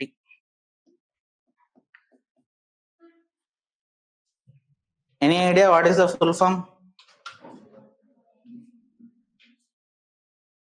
Department for Promotion of Industry and Internal Trade. DPIIT is the department responsible for monitoring 3 policies. Remember, very important. One is FDI policy, second startup policy, and third IPR policy. All the 3 policies, FDI, startups and IPR policy, are managed by a single department, DPIIT. Before the name used to be DIPP, now renamed as DPIIT.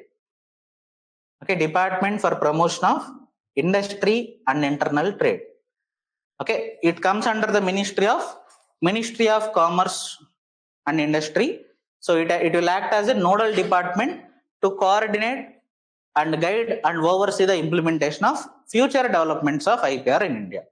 So IPR policy, FDI policy, startup policy, all these 3 policies, the nodal department is DPIIT. And under DPIIT, we have created a separate cell called Cell for IPR Promotion and Management. Okay, set up under the aegis of DPIIT.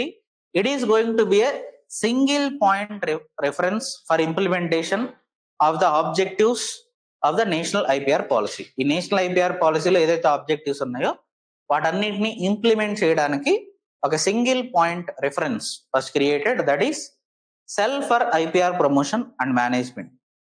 And India's IPR regime is in compliance with the TRIPS agreement of WTO. మనం ఏదైతే కొత్త policy తీసుకొచ్చామో it is in compliance with TRIPS agreement, and it is also in compliance with various conventions of WIPO. Okay. Now, what are the objectives of this new IPR policy? First objective, creating awareness about IPR and having some programs with respect to outreach and promotion. So one of the biggest problem is lack of awareness among the IPR with respect to patents, copyrights. సరైన awareness లేకపోవడం, ఎలా file చేయాలి, వాటిని ఎలా approach అవ్వాలి. మీకు తెలుసా ఒక పేటెంట్ ఎలా ఫైల్ చేయాలో? తెలియదు, నాకు తెలియదు. సో అందుకే ఆ ప్రోగ్రామ్ అనమాట. Okay, actually I know, but so during my engineering time I have tried to apply for a patent. రాలా, అది వేరే విషయం. Okay, but I tried. ఒక చిన్న ఇన్వెన్షన్ చేసాం అనమాట అప్పట్లో. ఒక project. So I have return A IEEE paper as well. IEEE అనేది it is a international journal related to engineering. So IEEE 2 రకాలు ఉంటాయి, IEEE ఎక్స్ప్లోరర్ అని, IEEE పబ్లికేషన్ అని. ఎక్స్ప్లోరర్ అంటే anybody can write the paper. But if it is published in the IEEE publication, that is a big achievement. So అక్కడ దాకా వెళ్ళలేదు మంది, చిన్న invention. Okay, anyway. So IPR awareness, outreach and promotion to create public awareness about the economic, social and cultural benefits of IPR among all the sections of society. ఒకటి ఎలా file చేయాలి ఏంటి అనేది అవేర్నెస్ క్రియేట్ చేయడం ఒకటైతే, రెండోది misuse చేయకుండా కూడా అవేర్నెస్ క్రియేట్ చేయడం. Normally నౌడేస్ what happens in YouTube, many new YouTubers, they'll just keep on using some kind of copyrighted music, copyrighted videos. దానివల్ల చాలా ఇబ్బందులు పడతా ఉంటారు. Lack of awareness. So awareness is not only just about filing, but also about not to misuse the patented content. Okay. And also generation of IPRs, to stimulate the generation of IPRs in India. So more and more patents and copyrights, trademarks have to be filed. So దానికి ఒక awareness or creation. And legal and legislative framework, having a proper legislative framework. Already ఉన్న act ఏదైతే ఉందో దాన్ని కొంచెం modify చేయటం, okay, amendment. So to have a strong and effective IPR laws with balance of interest between rights of owners and also with the larger public interest. Okay, so మనకు already ఉన్న patent laws, copyright acts ఏదైతే ఉన్నాయో వాటన్నింటినీ కొంచెం amendment చేసి కొత్త features add చేయడం జరిగింది. Next, administration and management to modernise and strengthen the service oriented IPR administration. ఈ అడ్మినిస్ట్రేషన్ ఏదైతే ఉంటుందో అంటే IPR related administration, they have to be service oriented. Okay, they need not have something called red tapism. అంటే ఎవరైతే patents file చేయాలనుకుంటున్నారో వాళ్ళకి file చేయడం కష్టంగా చేయకూడదు. Okay, they should be service oriented. They should actually facilitate all these things. And commercialization of IPRs. So whatever the IPRs that we are filing, we should make them, okay, we should make use of them to make some products. Okay, commercialization of IPRs that are being made in India, that also needs to be there. And enforcement and adjudication. So IPR laws and IPR policy has to be enforced, and if there is any issue, it has to be adjudicated. Some kind of adjudicating mechanism we are creating. And human capacity development. So human capacity development, human resource development, everything is same. Okay, to strengthen and expand the human resources, institutions, capacities for teaching, training and research, skill building in the IPRs. So IPR professionals ni tayar cheyadam anamata. Okay, some people who have expertise related to the IPRs. So what are the achievements under this new IPR policy?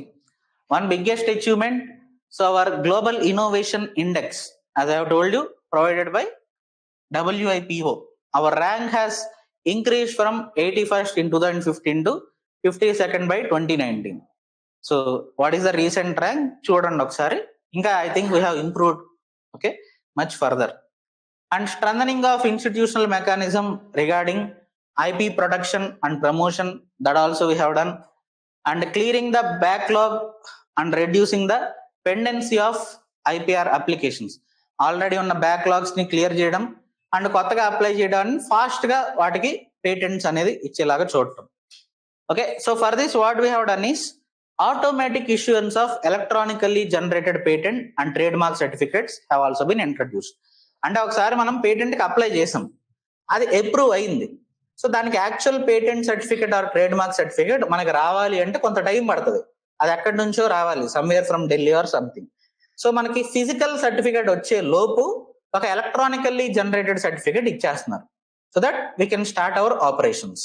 Okay, so automatic issuance of electronically generated patent and trademark certificates have also been introduced. Next, overall increase in the patent and trademark filings after the new policy. So trademark filings gaani, patent filings gaani drastically improve ayini. And IP processing and re-engineering patent rules 2003. So we have amended the Patent Act and also the patent rules according to the new situations. So ఇప్పుడు కొత్తగా వచ్చిన situations దృష్టిలో పెట్టుకుని more user ఫ్రెండ్లీగా ఆ guide lines అన్నిటిని మళ్ళీ reframe చేయడం జరిగింది. And creating IPR awareness, again ఈ అవేర్నెస్ క్రియేట్ చేయడంలో కూడా చాలా వరకు సక్సెస్ఫుల్ అవడం జరిగింది. And technology and innovation support centres were created in conjunction with WIPO. These centers have been established in various institutions across different states. So WIPO యొక్క support తో we have established some technology and innovation support centers which will act as nodal points in every state with respect to filing of patents or new innovations. So ఇవి ఏం చేస్తాయంటే ఏదైనా ఒక కొత్త innovation చేద్దాం అనుకున్నాం, ఆల్రెడీ ఆ ఇన్నోవేషన్ ఇంతకీ ఉందా ప్రపంచంలో ఎక్కడైనా, ఆర్ ఆల్రెడీ దానికి సంబంధించి పేటెంట్స్ ఫైల్ అయి ఉన్నాయా అనే ఇన్ఫర్మేషన్ ప్రొవైడ్ చేస్తాయి అన్నట్టు. So that we will not duplicate hour research. మనం చేసే రీసెర్చ్ డూప్లికేషన్ లేకుండా information will be provided. Now, what are the issues related to IPR regime in India?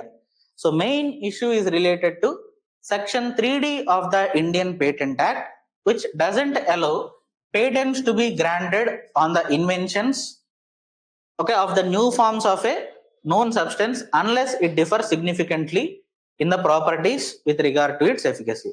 Simple ga indaga edaithe cheppano, evergreening of the patents is not allowed in India.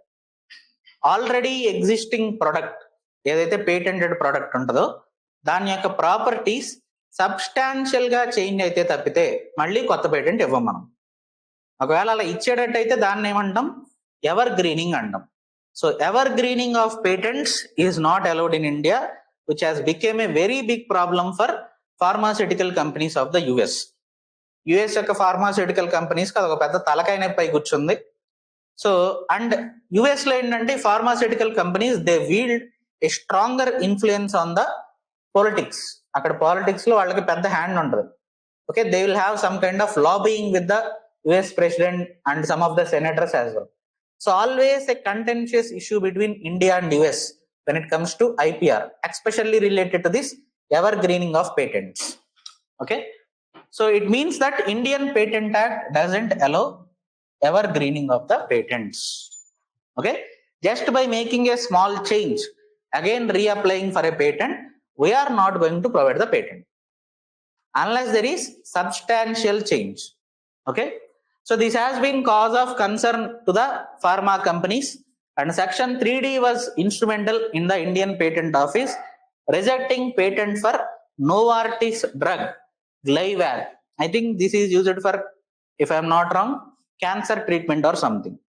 Okay, so Novartis యొక్క గ్లైవాక్ అనే drug కి మళ్ళీ మనం patent ఇవ్వడానికి ఒప్పుకోలేదు. It has become a very big issue. So అది మనకి WTO దగ్గరికి వెళ్ళటం, యుఎస్ మనల్ని బండబూతులు తిట్టడం, ఓకే, ఇవన్నీ రకరకాలు జరిగినాయి. So one more contentious issue is related to compulsory licensing. Two issues, ever greening, compulsory licensing. వీటిపైన డైరెక్ట్ క్వశ్చన్స్ రావచ్చు. What are the terms? Okay, terms. Compulsory licensing ante, okay, let us try to understand with one example. Let us say a pandemic, COVID-19 లాంటి pandemic ఉంది. ఆ టైంలో let us suppose only a company from US like Pfizer has developed a vaccine. వాళ్ళు తప్పితే ప్రపంచంలో ఇంకెవరు vaccine develop చేయలేదు అనుకుందాం. Now when we are asking Pfizer to provide the technology related to Pfizer so that we can manufacture or mass produce that in India for our Indian people, అడిగాము. But వాళ్ళు ఏంటి, మన technology ఇచ్చేస్తే రేపు పొద్దున మనకి ఎక్కడ నష్టం వస్తుందా అని చెప్పి they are saying that we're not going to allow any Indian company to have our technology, we're going to provide you with the vaccine. మేము తయారు చేసే వ్యాక్సిన్స్ మీకు ఎక్స్పోర్ట్ చేస్తాం, బట్ మీ ఇండియన్ కంపెనీస్ అది తయారు చేయడానికి మేము ఒప్పుకోము అంటున్నారు. ఇప్పుడు వాళ్ళ దగ్గర మ్యానుఫ్యాక్చరింగ్ క్యాపబిలిటీ ఎంత ఉంటుంది, very less. Okay, per month they might B manufacturing just 20 million doses. అది యుఎస్కే సరిపోదు, ఇంకా ప్రపంచానికి ఎక్కడ సరిపోతుంది. So in such a situation, okay, in the public interest we can invoke a clause called compulsory licensing, where we will tell Pfizer, either you give us license for an Indian company to mass produce it, or else we are going to issue a clause, or we are going to invoke compulsory licensing clause, and anyway we are going to mass produce that vaccine, we will just give you some money. నీకు కొంత money ఇచ్చి నేను దాన్ని నువ్వు permission ఇచ్చినా ఇవ్వకపోయినా మేము mass produce చేసుకుంటాం. That is one scenario. India దగ్గర క్యాపబిలిటీ ఉంది కాబట్టి we can manufacture on our own, we can mass produce on our own. Let us say the situation has arisen for a African country where they don't have capability to mass produce that vaccine. So then they can ask a third country like India to mass produce the vaccine on behalf of them. But these things should be only on the public interest in emergency situations. Emergency situations, okay, based on the public interest, these compulsory licensing clause can be invoked. Even WTO TRIPS agreement allows for the compulsory licensing, but only in emergency situation. But మన India ఏంటి, ప్రతి emergency situation అని చెప్పి ఊరికే దీన్ని invoke చేయడం మొదలు పెట్టాం. Again it has become a issue between India and US, okay, especially pharma companies. So compulsory licensing, it is a problematic for foreign investors who bring technology, as they are concerned about misuse of compulsory licensing to replicate their products. అందుకే actually Pfizer కూడా నిజంగానే, okay, they are not willing to, okay, transfer the technology, వాళ్ళ vaccine technology ఇండియాకి ఇవ్వడానికి ఇష్టపడలేదు Pfizer, in fact because of this compulsory licensing. So it has been impacting India and European Union FTA negotiations as well, free trade agreement negotiations. And compulsory licensing is the grant of permission by government entities to use, manufacture or import or sell a patented invention without the patent owner's consent. All consent ichna ivvakapoyina, okay, we can make use of that, manufacture that particular product or import or even sell it, okay. And Patent Act in India deals with compulsory licensing, again a contentious issue. So CL permitted under the WTO TRIPS agreement. So TRIPS agreement lo kuda compulsory licensing anedi permitted, but provided conditions such as national emergency and other circumstances of extreme urgency or anti-competitive practices. So అట్లాంటి conditions ఉంటే then it is allowed, compulsory licensing అనేది invoke చేయొచ్చు. But మనం ఊరికే పెద్దాన్ని emergency అని చెప్పి invoke చేయడం మొదలు పెట్టాం ఈ మధ్య కాలంలో. Again big contentious issue between India and US. So India continues to remain under US trade representatives priority watch list, okay. So వాళ్ళు ఒక రిపోర్ట్ పబ్లిష్ చేస్తారు, స్పెషల్ 301 రిపోర్ట్ అని. So according to the special 301 report of United States Trade Representative, we are always under the priority watch list. So according to them, one of the world's most challenging major economies is India. When it comes to patenting acts, we are one of the notorious country అని కూడా తిడతా ఉంటారు అప్పుడప్పుడు, okay.